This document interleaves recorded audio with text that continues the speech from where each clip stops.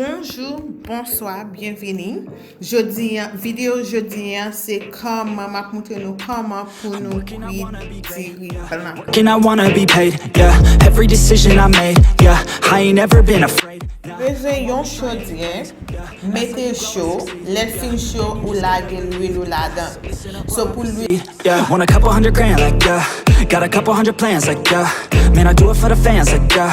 I don't do it for the gram, no. Do it for the gram, no. Do it for the gram, oh yeah. bon ou laguer sel avec poireau.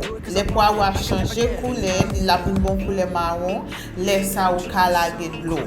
Pour de l'eau, pour qu'on qui fallait de l'eau soit servi à 4 gouttes de diri, make sure ou servi à 5 si vous êtes comme ça boisser pour pas arrêter dans chaudien. Le fin boisser couvrir pour 5 à 10 minutes. But songez pour réduire différents en bas chaudien pour pas brûler.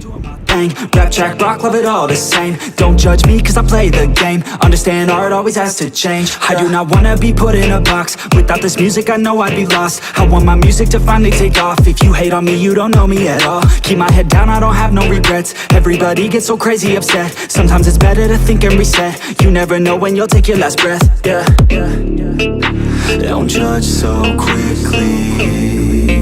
Yeah, we've all been. Après les de l'eau fin sèche, ou boisser diri, même j'en vois dans la vidéo, on boisser li pour boisser diri en pluie.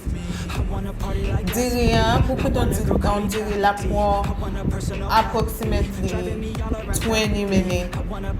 Approximately 20 minutes. That's it. It will not take you longer than that. It's simple and easy to cook rice.